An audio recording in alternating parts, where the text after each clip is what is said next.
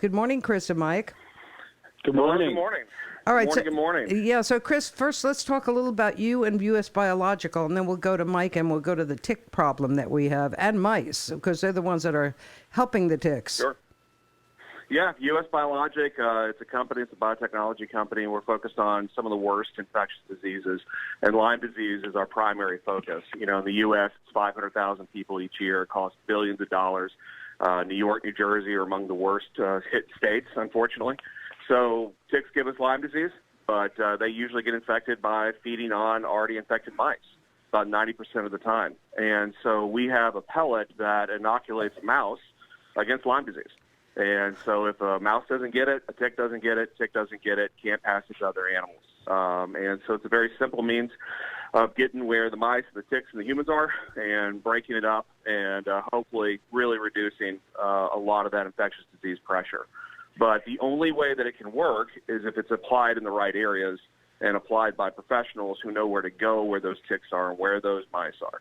And that's where folks like Mike DiBiase come in, and I'll let him introduce himself. Hey, Mike. Good morning, guys. How are you today? Good. So have you been using these little pellets? I have. And so, tell me, again, my name is Michael my name is Michael DiBiase. I'm the owner of Pest by MD. We work in the New York, New Jersey, North region. And something that our clients and, people just inquiring about us for years is Lyme disease control. And it's always been a problem. So we as professionals have always been trying to get rid of the tick. And that's kind of hard to do because you don't get to every single area where ticks may reside. So with Lyme Shield now, this gives us something else in our toolbox, which allows us to work on greater spaces, getting into places we never got into before, and actually help protecting families' pets against Lyme disease long term. So interesting to me, because it's funny, I was just talking to Mary Ulrich, who is the head of agriculture with Cornell, who has a show with us every week. And, the other major problem, maybe you can figure that out while you're out there also, because that would help eliminate ticks, is a deer population. I know many years ago they were talking about making a pellet that would sterilize them, but that has not been successful because we don't know when they're going to eat, where they're going to eat. So that may put that on your agenda there, Chris. But deer are hard. Deer are hard. They walk a long range. They're pretty smart. They pick their food sources. Mice are great. They're hanging out in about a half acre their entire life. They find the pellets very, very well. About 90% of the time, very quickly they find the pellets, and they do all the work for us. Like Michael was saying, they're the ones who are eating it. They're the ones who are spreading around the antibodies. They're the ones who are taking care of the business of getting after the ticks, as it were, because they're the ones who have 100 plus ticks on them at any one time. Oh, I didn't even realize it was that much. How do you know? How do you know that the medicine that you're giving them, the pellets you're giving them, is actually working? Do you capture mice and test them? How does that work? 8 years of field trials. 8 years of field trials in New York and in Connecticut by the Carey Institute of Ecosystem Studies and the Connecticut Agricultural Experiment Station. NIH the CDC put in about $7 million for this technology. And what they would do is they would actually put out the pellets, and then they would go pick up mice, and they'd go pick up ticks. And they do it in different ways, and then they look at how much of the infection is out there. And they would show a 75% drop in the amount of the infection of the ticks over time when these pellets are put out properly. So it's a substantial impact, in the field that these pellets are able to do. Now, can just regular people purchase these pellets, or this is only for, pest inspectors and people who are exterminators? Licensed pest management folks. This requires a professional to do the installation on it. It's a licensed product with the USDA, and then it's permitted by the individual states. So folks like Michael. Yeah, because obviously there's other things in those pellets. You want to make sure nothing else eats it.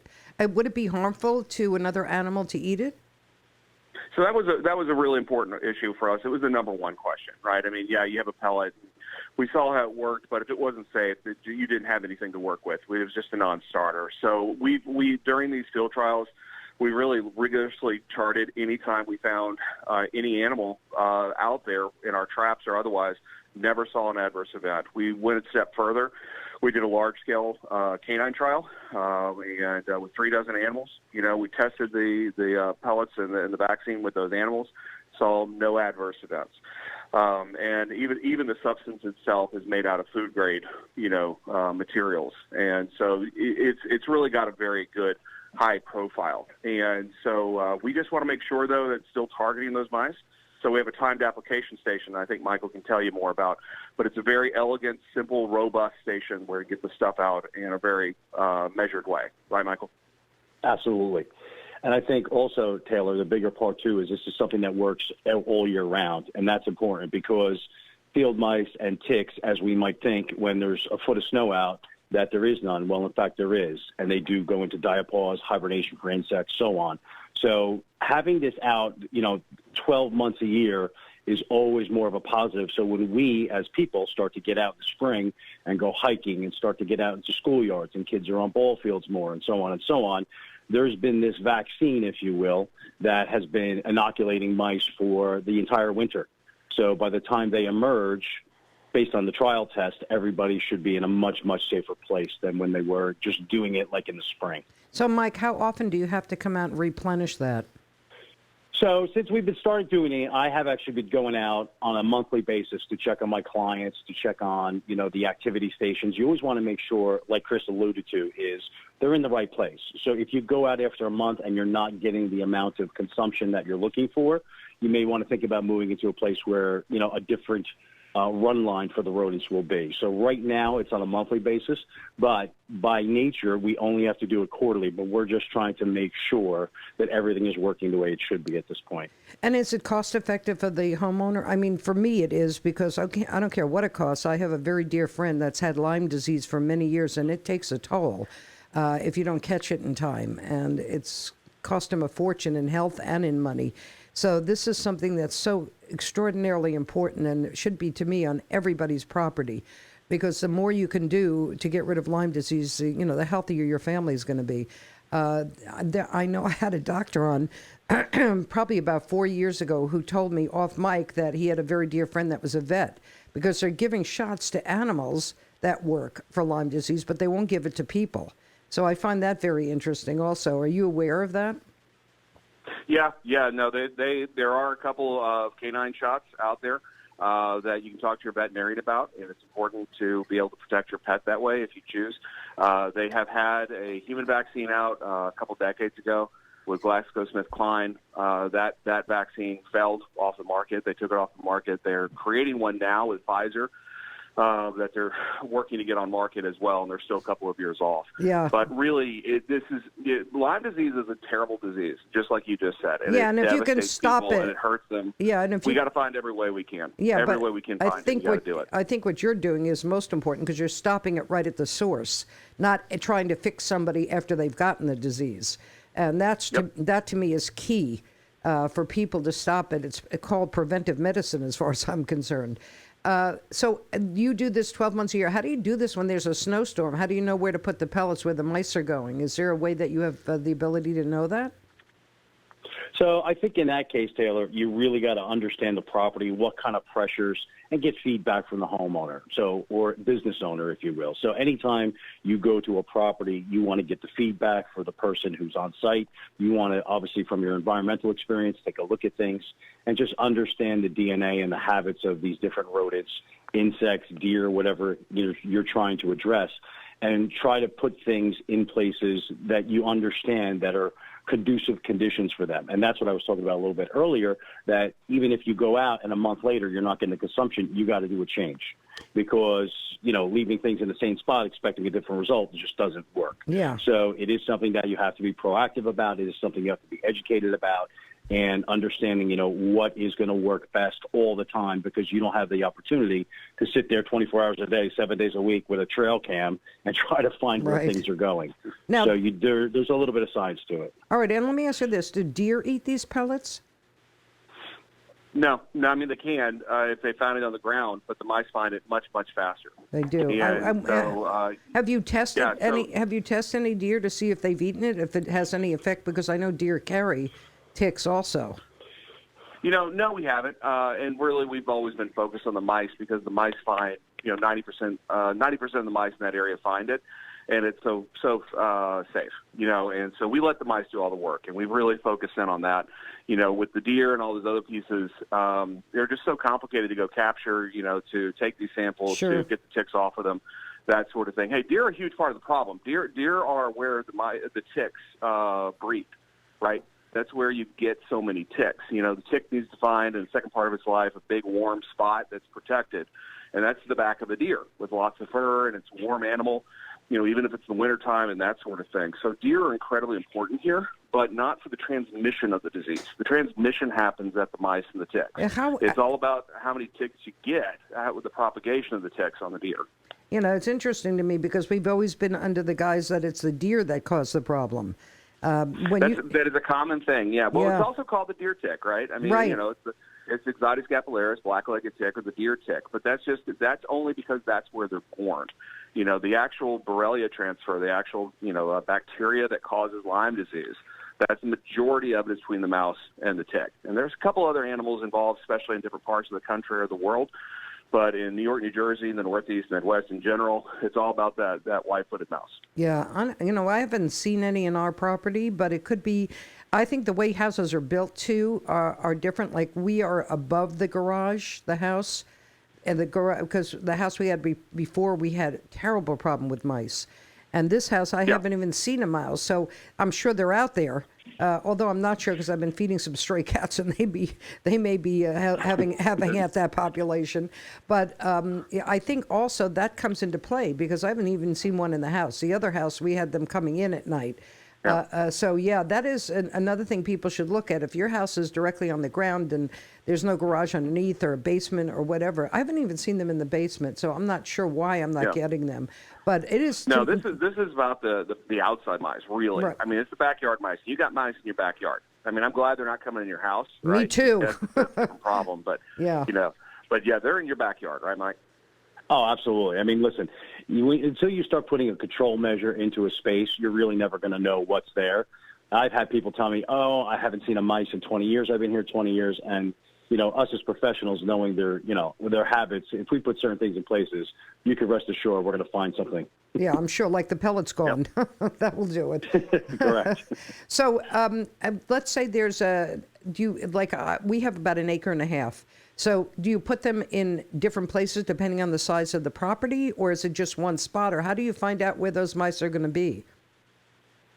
Well, I think it goes back to what we talked about a little bit earlier. It's just really understanding the habits and the conducive conditions because most mice are nocturnal. So they're not going to be out in the middle of the day because they're predicated on by different animals, whether foxes, hawks, whatever it may be. So it is a nocturnal moving animal, and they're still going to want to be in a covered type of area, an area that provides some kind of overhead cover, if you will. So that's important to understand and know where those spots are on any person's given property. So then the Lyme Shield comes in a time-released safety unit where it's only accessible to mice. That kind of goes back to what you were talking about earlier, Taylor, is, regular animal can't come up to the station and just go in and start eating the pellets. Only a mouse can fit into the openings, which are designed to let only mice into the openings. And having them there, and again, once they understand where a food source is, just like someone's pantry, just like someone's garage where they store food, if they know there's food there, you can rest assured they will be going back there every single day for their free meal. That's interesting that you know how to track them, because that's the key thing. Because if you're not sure of how to track them, how are you going to attract them to the pellets? So, yeah. So how long does it take for the pellets to take effect on the mice? Well, it starts working immediately. The moment that the mice consume the pellets, the body starts reacting. Right now, like any other vaccine, it takes a little time to spool up the antibodies. So what we have seen is that it'll take the first feeding, then a couple weeks, and then a second feeding, and then that's where you really start seeing, the vaccine doing its work. Seeing the inoculation really happening, and so, but it really does start working immediately on that mouse. And you've tried this on other animals as well besides mice? Yeah, for safety trials, this specific pellet's about mice. Now we have the platform itself, right? We make all sorts of stuff. We've done it with poultry, we've done it with goats. I mentioned the dog piece. We've looked at different other models, And, in the future, we'll be looking at a lot of different other solutions. Maybe you can do even one in for humans. maybe you can do one for humans. That would be really fantastic. Hey, we just finished our big first trial on a chewable, like a gummy for a flu vaccine. Yeah, a chewable flu vaccine, which is really, really cool, right? So, yeah, maybe, as we keep going forward, it's all about just making sure we can knock down the products, get them out there in the hands like folks like Michael, get them into your backyards, and then get to that next product and keep rolling it out. So you have to actually call up your pest inspector or exterminator and find out if does there have to be, do you have specific people that you're selling this product to, or how does that work? Yeah, two ways. Call Mike directly. That's one. That's my name. And that's the way you should do it. But also go to limeshield.com, limeshield.com, and there's a contact form in there. You send us a note, and we'll get you in front of the right person. People we're working with. It's only a select few. I mean, we're not going to everybody. We need to make sure we have the top professionals in the field, folks like PestMD, who really know what they're doing, as we're rolling this out, right? And we are in 15 states now, including New York, New Jersey, Pennsylvania, Delaware, Connecticut? in that area. Are you in Connecticut yet? Say that again? Are you in Connecticut as yet? Not yet. That's where Lyme disease, came. So Lyme, That's right, Connecticut. that's right. Yeah, so I would go there because that's where it was first identified. Yeah, Absolutely. well, it was identified, as we know, and we've had some positive feedback about this being true of the experiments the government doing, and that's how this all got released and ended up in Lyme. But yeah, you should definitely do Connecticut because I know that they've got an issue as well. But very important. So again, how can they reach you and Mike to find out more about this and avail themselves of this? Go to limeshield.com, LYMESHIELD.com, and then call Pest by MD, right, Michael? Yeah, you can reach us through our website, which is pestbymd.com. And on there's a form you could fill out. There's our phone number, our contact information. You can also go to our Facebook or Instagram page, which is Pest by MD. Send us a direct message. Someone always gets back to you same day. And because we understand, again, people don't call us to say hi, especially this time of year. It's usually because something went wrong. There are people that hey, Mike. Reacting quickly is very important. Hey, Mike, I'm sure there's people out there that are friends of yours that call you to say hello. It's very far and few in between this time of year. But, yeah, I mean, listen, it's very important that, I agree. We want to get this out in front of people before they contract it. If I'm in front of somebody who already has Lyme disease, I don't have to do anything because they've already been through the pain point and understand what it's like to try to live with this disease. Yeah, it's not fun, let me tell you. Somebody just texted in. We have texting into the newsroom. Do these chemicals have any effect on animals that prey on mice? No, man, that's a great question. That's a really is. good question. Yeah, this is not a chemical. That's an important thing. It's not an active ingredient. It's not a poison. This is a biologic. And so what happens when it goes into Tell them the difference, Chris, between a biological and a chemical. Well, a chemical is something that, first of all, both cause a change in the body, okay? But a chemical is a non-organic substance, okay? It's a drug, right? It's like aspirin. It's like, something that we're using to control the ticks in the mice population, okay? So a biologic, on the other hand, is something that is a living organism, or it once was a living organism. So in our case, we have a dead biologic. It's a dead protein. That's all it is. It's a very innocuous little thing. It goes into the animal's body. The animal body processes it, completely shreds it. There's no trace of that biologic inside of that animal's body. So the only thing it does is make antibodies. So if a predator comes along, a bird comes along, picks up that mouse, and that mouse has antibodies in it, that bird's fine because it eats antibodies all the time. We eat antibodies all the time when we eat a piece of meat, right? Because every creature on the planet makes antibodies. That's one of the most important things we have in our immune system, to protect us from everything that's going on. So whereas with chemicals and that sort of thing, there is a concern that there's still some chemicals left in that animal's body that might have an impact on the predator. In our case, that's not, biologically, that's just not the case, and it's not a concern. All right. Well, that's a good question. Good answer for it, too. I think. Oh, it's a huge question. Yeah, absolutely. Great question. And so anything we've left unsaid, because what I want to do with this interview is put it up on Facebook for people who've just gotten up or missed part of it, because it's very important information for people to hear and to avail themselves of. Yeah. My last comment, who was the joker who said, "Oh, what a night's a good morning song"? Really? That would be the owner of the station, Frank Truett, who is the host of the show. Go ahead, Frank. Coming out of Go your ahead. station. Go ahead, Frank. Make your case. What, in the still of the night? Yeah. Well, CBS FM back in the day, I don't care about CBS when they FM. did their surveys, would be the #1 record of all time, actually. I don't care. You Not don't that play version, it in, the original don't play version it by the 5 in the cents. morning when I'm trying to get up. Pump up the jam. Yeah, Taylor, come on. Come on. Hey, we saw Bruce Springsteen Monday night in Albany. What a show. Holy mackerel. Yeah, there you go. Play some of that music. Get people up in the morning. Yep. So, no, last thing, man, protect yourself. Do something against Lyme disease. You know, Absolutely. take a chance and educate yourself. Do the tick checks. Do the personal protection. Call Mike. I mean, call him. Get your backyard working out because it's a terrible disease. You got to protect yourself. You got to protect your family. Well, we'll definitely put ourselves on that list, even though I haven't seen any mice. But as I said, I think those 4 stray cats I'm feeding are the ones, but I'm going to be capturing them soon to get them spayed and neutered and hopefully adopted. But it is a full-time chore. But I know people think that if their stray cats around, they're getting rid of all the mice. I don't know about that. But anyway, No. So Chris, tell them how they can check on U.S. Biologic. usbiologic.com or limeshield.com. Limeshield.com. And an We've got a MD. contact form right there. Call Pest by MD directly as well. Right, Pest by MD, folks, which, is the abbreviation for medical doctor. There we go. So thank you both so much for coming on the air with us. So important. So glad there's something out there that actually works. Because as you know, for many years, they've had, many proposed chemicals and, ideas. None of them have worked. So this is a way to save people's lives, because I'm telling you, we have a very close friend who's also one of our engineers who is suffering with this disease beyond what you can imagine. It is horrific. So It is terrible. Yeah, it is terrible. It really is. So please. Hoping for the best for him. Yeah. Hoping for the best. Oh, trust me, we do too. But we'll put this up there on Facebook, folks, if you're just tuning in. This is extremely important information, and we'll have Chris and Mike on again so we can, especially as this weather now is starting to warm up and it's more noticeable.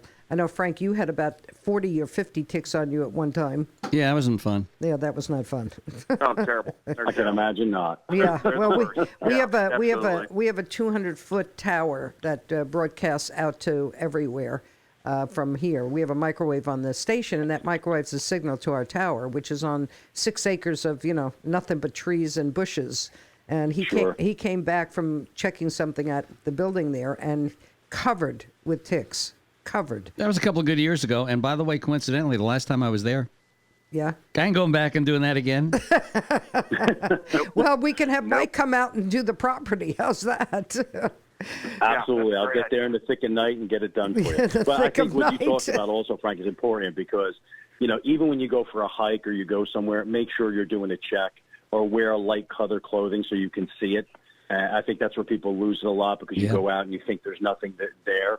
But always give yourself a tick check before you get back in the house. And you should have somebody check it too, because they seem to get in places you don't see. Yeah, so he ran I don't know into, how they do that. He ran into the station. He goes, "Oh my God, I got to drop my pants." I'm like, "Can't you wait till we get home tonight?" And he goes, "No, it's the ticks all over me." Yep. They like those. Dark places. Dark And I'm That's where telling they go. you, I thought I got them all off before I got in the car, but not only did I still have more on me, but there was some in the car, obviously, because I sat in there. So weird stuff. Yeah, very strange little creatures they are. Yes, and I don't know why God invented them because I can't figure out who enjoys eating them. I don't know. But they're named Opossums. appropriately. Opossum will be the number one Possum? delicacy for them. Possum? Yeah. Okay, we got one of those because he came on the porch when I'm feeding, and I put it up high, the food, and there's the possum It's on your my yard camera. vacuum cleaner. They will eat everything in the yard from mosquitoes. Oh. They can actually they can get bit by snakes and not be affected. Oh. So Okay, so the we don't wanna opossum make is a very interesting animal. I know they're not the best looking, The but best. it's still a They very are the interesting animal to ugliest eat. creatures I've ever seen. The only thing that'd be attracted to them is another possum.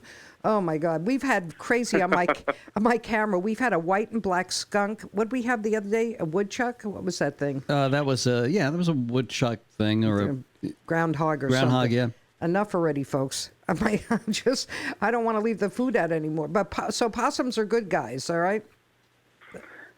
Is that true? Yes, absolutely. Yeah, I mean, listen, I know that anybody that gets a new intruder in the yard with kids or another animal and there's a confrontation, it's always stressful. But when you talk about the environmental side of things, they do more good for the yard. And people's like, oh, spiders are very good for the environment. They are.